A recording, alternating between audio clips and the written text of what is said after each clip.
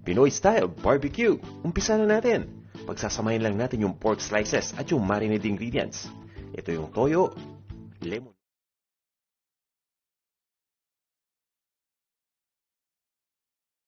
Medyo manamis-namis kaya naglalagay ako ng brown sugar. Ito naman yung garlic powder, ground black pepper, at asin. Haluin lang nating mabuti lahat ng mga ingredients.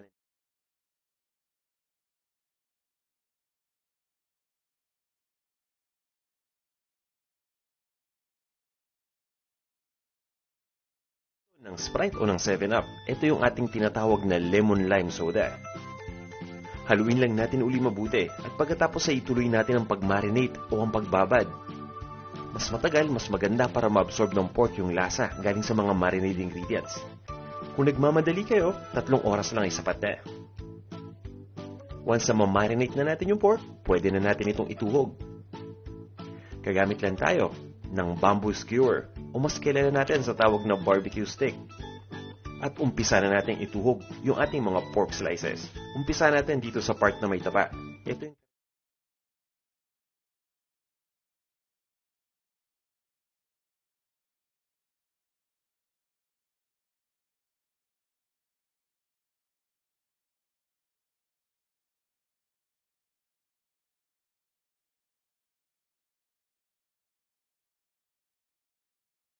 ubos na natin yung marinated pork.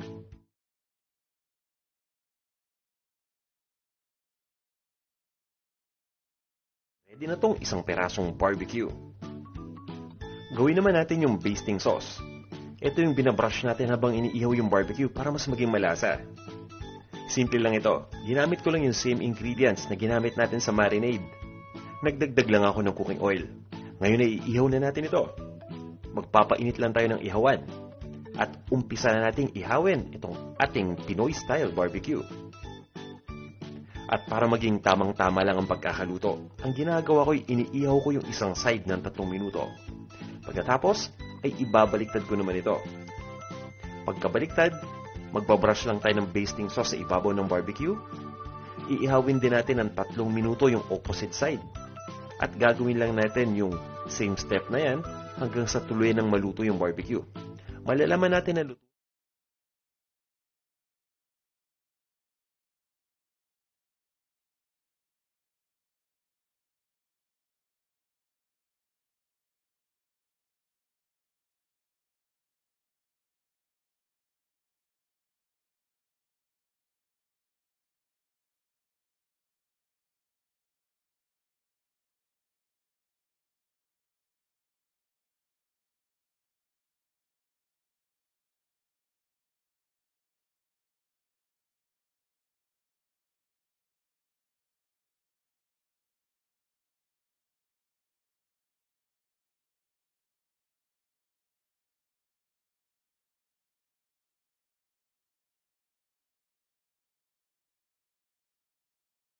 Tayo.